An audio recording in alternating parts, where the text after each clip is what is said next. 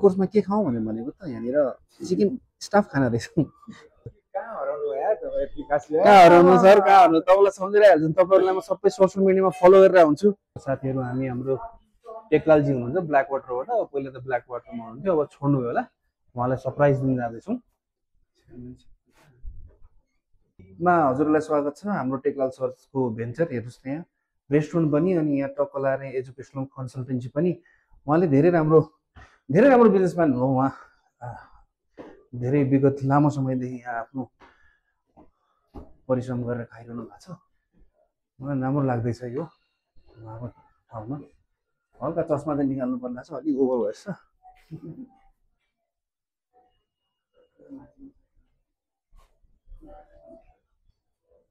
कहाँ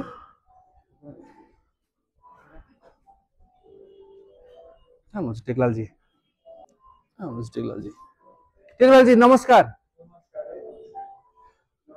धेरै समयपछि भेट भयो, के छ हजुर? कहाँ हराउनु यार तपाईँ विकास यार? कहाँ हराउनु सर, कहाँ हराउनु? तपाईँलाई सम्झिरहेको छु, तपाईँहरूलाई म सबै सोसियल मिडियामा फलो गरेर हुन्छु। तपाईँको निकै नै राम्रो सुन्दर खोल्नु भएको छ। नेपाल आएपछि उहाँ सरले मलाई पहिलोचोटि इन्भाइट गर्नुभएको छ। फेरि त्यसलाई मैले नकार्न सक्दिनँ। फेरि हाम्रो रिलेसन धेरै राम्रो छ, धेरै पुरानो रिलेसन छ। कमसेकम 12-15 वर्ष अगाडि होला। त्यही त हो नि।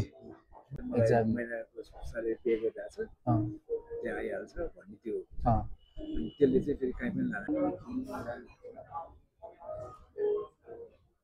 कोर्समा के खाउँ भनेको त यहाँनिर चिकन स्टाफ खाना रहेछ।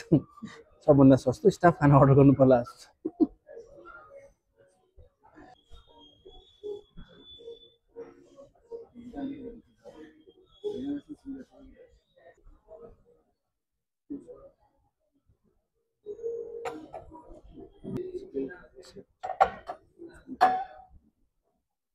Thank you, bro.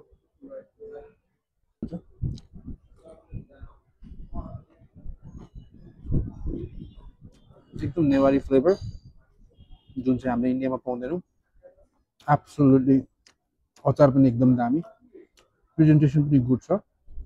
I think टेकलालजी and सिपान्सले राम्रो गरिरहेछ, धेरै राम्रो, धेरै स्वादिष्ट छ।